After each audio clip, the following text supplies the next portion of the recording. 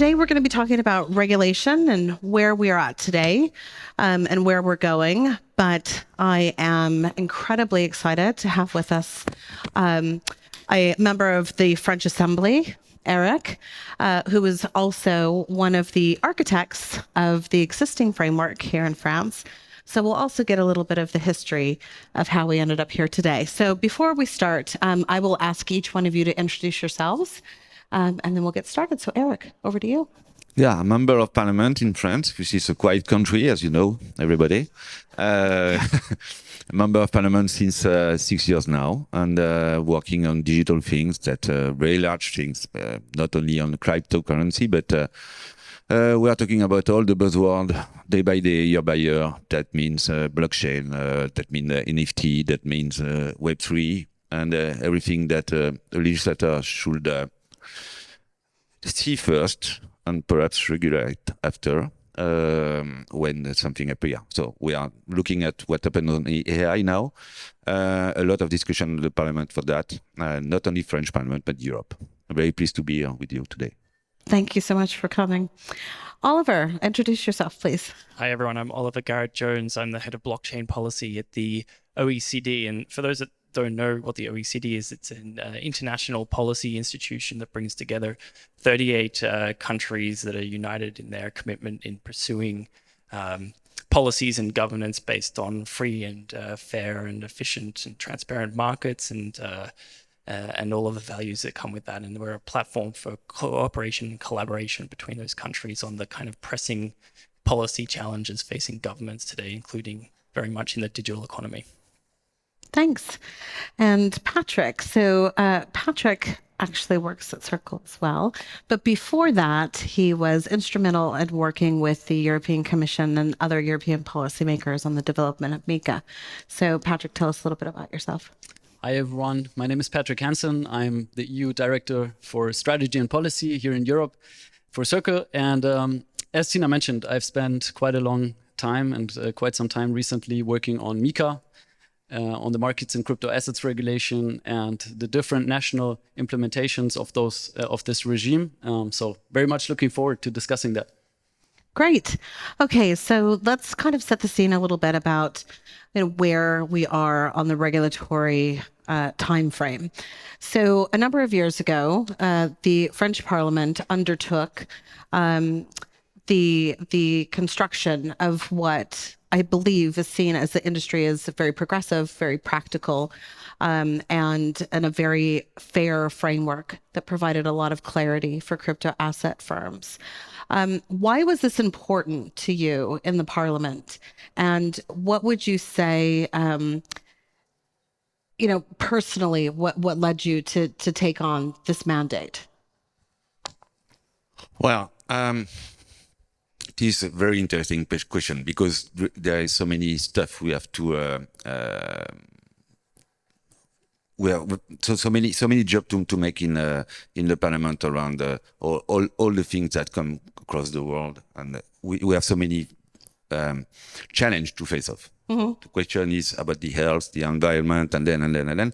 And you asked me the question why we are working especially around the PSAN, cryptocurrency, and then.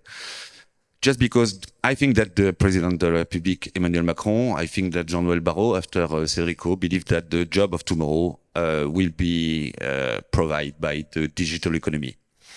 And the digital economy is something very large, and there's so many revolution, disruption, use the word you want around that. But there's so many things new coming on the picture that we say, okay, we have to do something on that. Mm-hmm. And we have to do something on that which could be different than by the past. By the past, if you see an innovation coming in your picture, the first things to do, the first things you think about is how to protect yourself about this kind of innovation. And the question was most how to welcome this innovation in France. Mm-hmm. That's the belief we have with Cédric, and I share it with Jean-Noël Barrot. And that's the reason why with Pierre Persson and some other guy, we push on the Loi Pacte first and for other text after.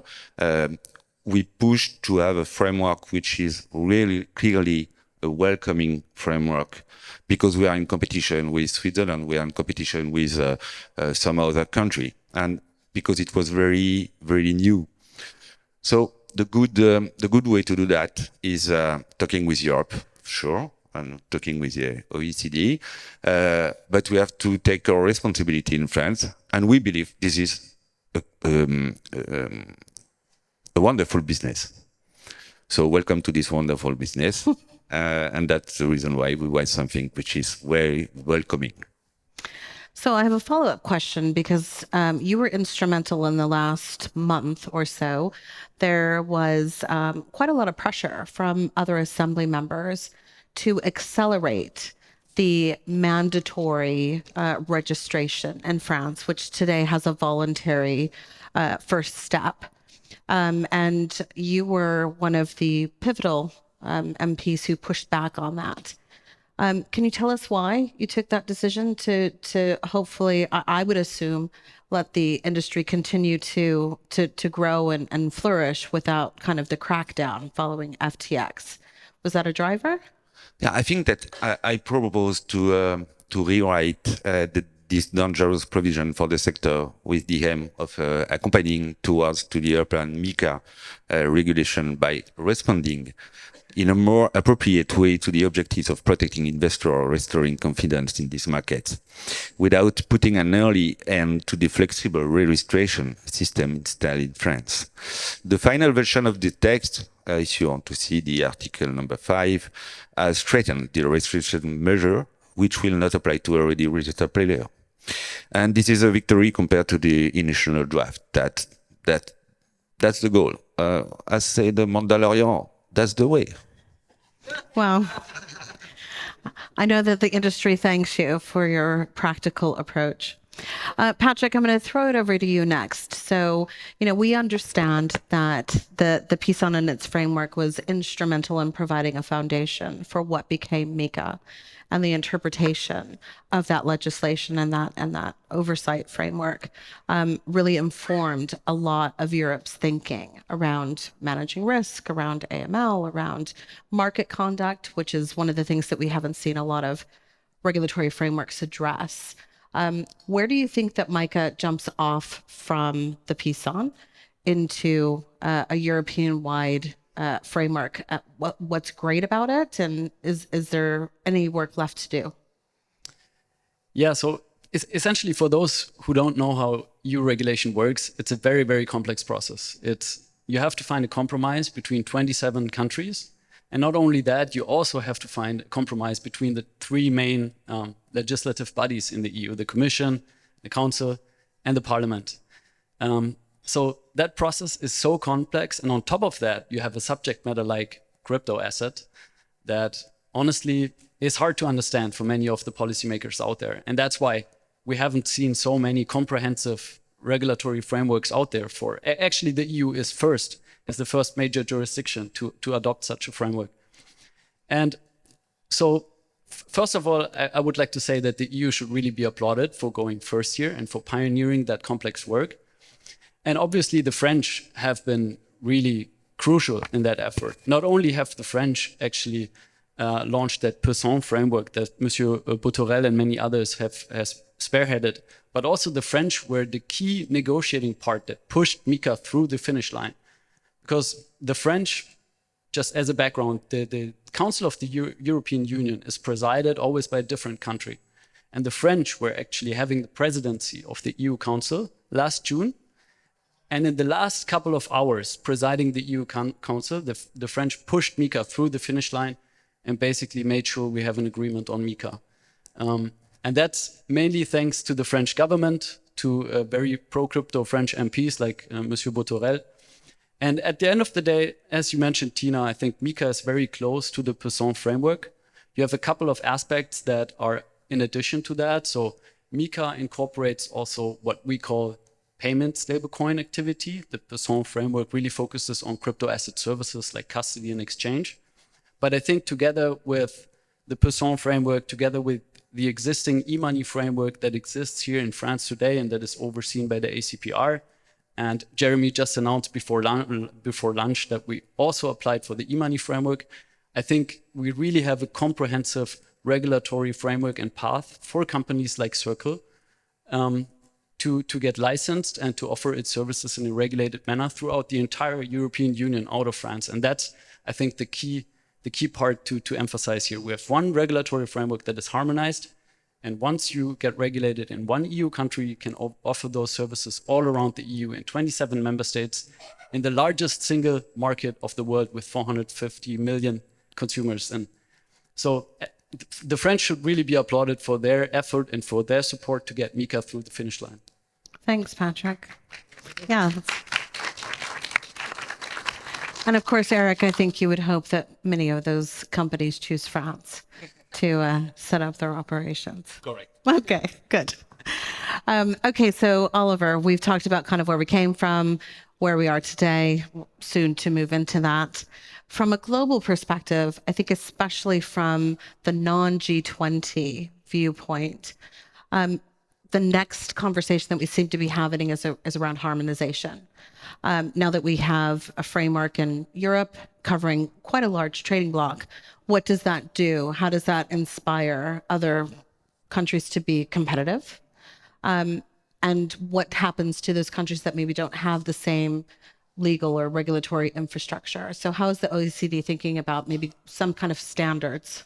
Yeah, I think, I mean, if it's hard to get harmonization in the EU, then it's much harder to do it on a global level, or even, you know, outside of the bloc as well. So I think, you know, it pays to recognize that we're kind of at an earlier stage than France is and Europe is on a global level, because what you've both described is very much the what, but or rather the how. But by stepping back at the what, I think that provides a really good basis for harmonization across countries. I mean, countries and certainly OECD nations agree on some pretty basic aspects of good financial market governance, right? That there are prudential safeguards, that fiduciary responsibilities are kind of enshrined and understood, that there are regimes against market manipulation and abuse, consumer investor protection, countering illicit finance. So, you know, when you ask what the kind of EU framework solves for, it is a lot of those things. I mean, it solves for the gap between those kind of principles that I've just outlined of good market governance and what it's happening in some parts of the crypto market. And, you know, it's very telling that MiCA really mirrors financial services regulation in some very important ways as well. You know, I think the risks are very, very similar here, and we kind of have an established way of managing those risks. It also solves for, you know, what to Eric's point about, you know, the certainty for market participants and making sure that responsible market participants are not disadvantaged by doing the right thing, right? And kind of providing that legal certainty and being kind of specific, I think, is something that we've seen is quite a valuable function of authorities when it comes to crypto markets, even if I mean, we can disagree whether crypto assets fall into existing frameworks or they don't, but I think, you know, being clear on regulatory expectations really pays here. And then kind of course, you have the potential gaps between jurisdictions as well. And, you know, I think the ability for these assets to be offered and used so seamlessly across borders is part of the appeal, and that's what's really exciting about them, but it's also part of the challenge as well. So, I mean, you know, I think most countries in the world agree with those principles and those goals. And so the question is, you know, how do we kind of drive that on a more formal level? And that's not an easy thing, but I think the first step is focusing on what we have in common in terms of the goals and the principles behind regulation, and then, you know, the technical levels of cooperation flow from that. Okay. We're going to come back to that technical piece in a minute. So if we all kind of agree that it's pretty unlikely that we're going to see global alignment across the board of every country regulating these assets and activities in the same way, then, you know, is there areas of harmonization? And so, Eric, I think I'll come back to you in that people often go to the regulator and say, why aren't you doing something? And they don't necessarily realize that our lawmakers have to put a framework in place for our regulators to take action. So you mentioned that you're looking at other issues around Web3. And I think that the infrastructure piece that Oliver is talking about around standards that relate to more holistically, not just the crypto assets themselves, but things like digital identity, things like infrastructure, things like privacy. How are you thinking about those things and how they relate to how potentially we can harmonize the way we govern this industry? This is not a really easy question because as a lawmaker, we are done working on a code page. We are writing law. That means each word is very important because they have to be understanding by the rest of the people. They have to be understanding by the regulatory. They are understanding by the player. That means if you go too much into the details on the technical aspect of many things, such as infrastructure, language, and then, you cannot write it in the law, make it perfectly clear. So we have to stay at the middle or the high level of principle to put something and to write something about ethic, interoperability, and blah, blah, blah, on all the things we want clearly align with the European vision. That means we want fair in competition. That means you don't have to write something specific for the France, even if you want to be the nicest place for this kind of business, but we have to pay attention to the fact that we want to be so permissive for the innovation and protector for some kind of aspect. We can suspect that in the next few years, because there will be a lot of people using this kind of tools, then there can be a risk around that. But please don't write a law now for a risk which will never happen. And that's Asset reference tokens. That's what I said. This is a very complex question and not an easy question.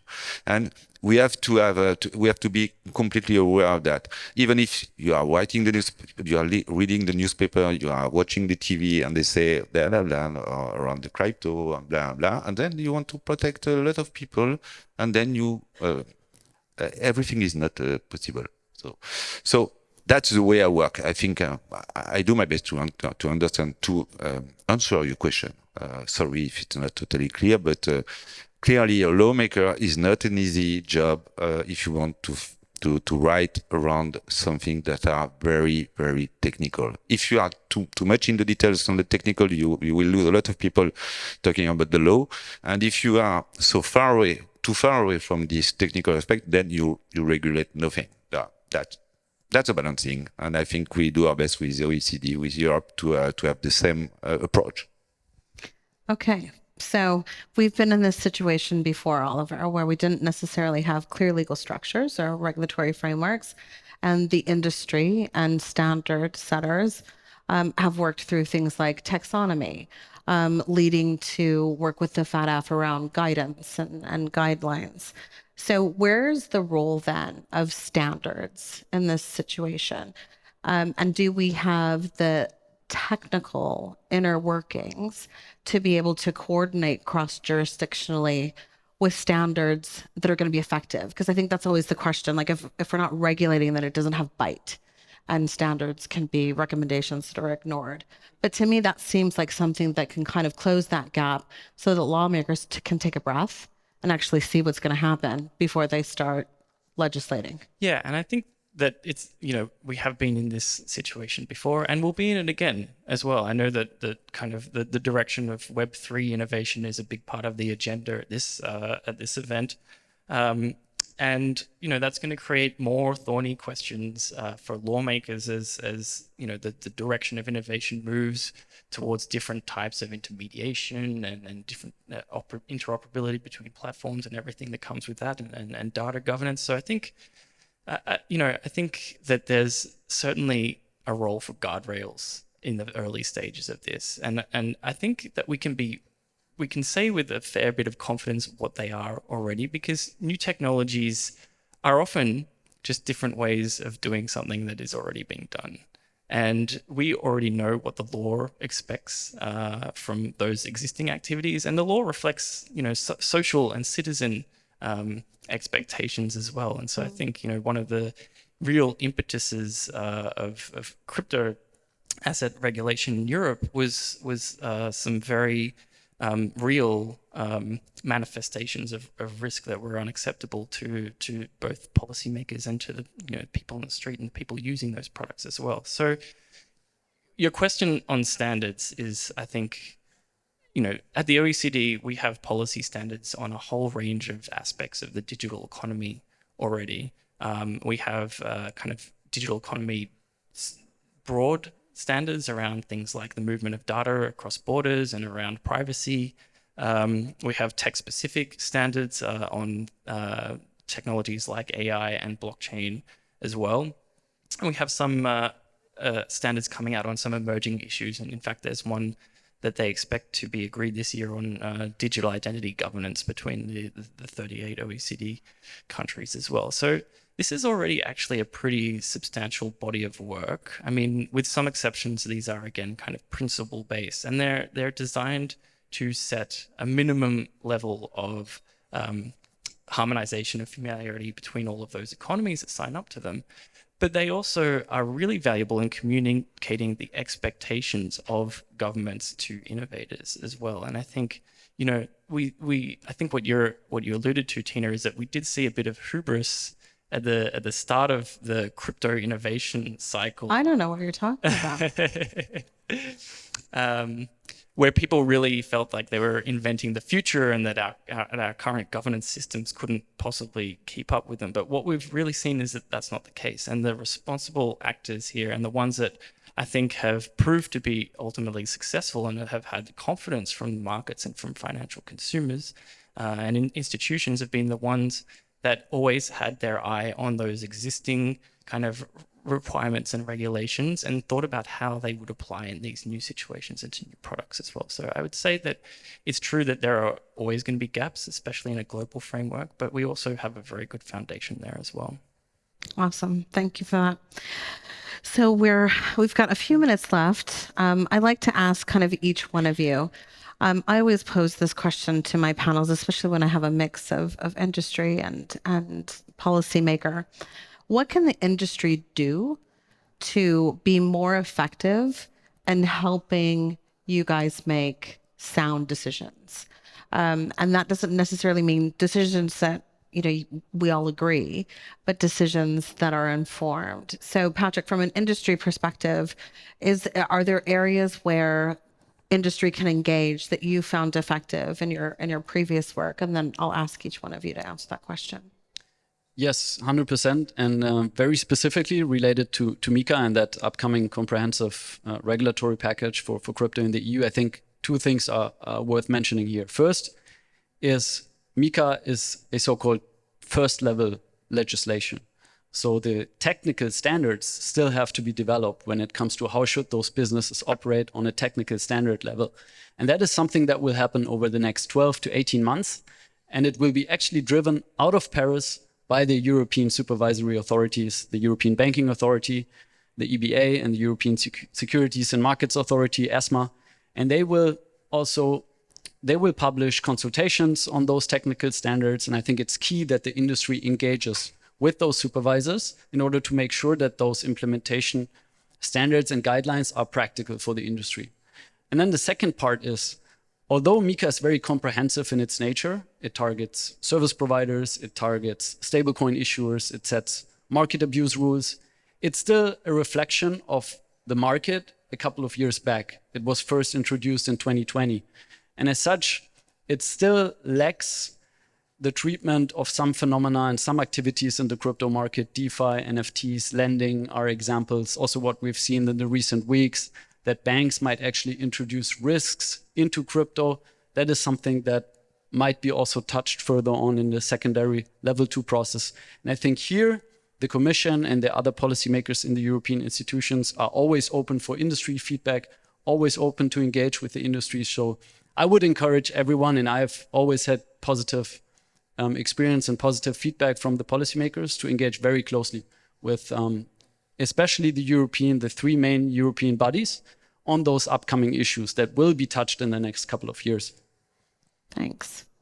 Oliver, how can people help influence and inform your work? Yeah, I mean, I think I'd echo what Patrick said around industry engagement. I mean, I'm not going to pretend from coming from the public sector that governments are really known for their agility and their speed. And that goes for kind of taking stock of the developments and needs in the market as well. So, one of the things that we do at the OECD is create analysis and research on these kind of cutting edge developments, but we really count on industry to kind of take us through what they're doing, explain their products to us, and be quite transparent about it as well, and thinking through then, or helping us think through what those kind of mean for those intersections that I was talking about in the kind of governance fundamentals too. Are you guys having your policy summit this year?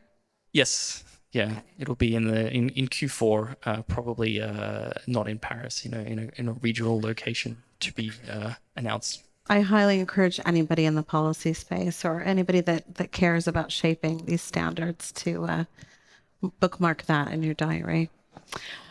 Eric, how can we help you? You've got, as you said, a lot of things on your plate. This is a crazy week for you. What can the industry do to make your job easier? I think we are pretty lucky in France because we already have, I think about the ADAN Association, for instance. That means that we can discuss day by day, month by month about the future. Even if there is a French word, I don't know the translation for English, that means serendipité. That means, well, we can discuss a lot of time, but we are not able to be sure that this kind of innovation with this kind of application will be massively adopted with a lot of people. Otherwise, I'm not a member of parliament. I should be rich, and I buy the first action of Facebook, and I buy the first action of Twitter, and then. So the future is not totally predictable, but as what we know is if we discuss with the people, and you are talking about the public consultation, that's the way we can have a serious discussion with all the guys and making the better decision for them. That means we are a country which is business friendly, and we will stay a country business friendly. That's the way it is. Well, please thank my guests for joining us this afternoon.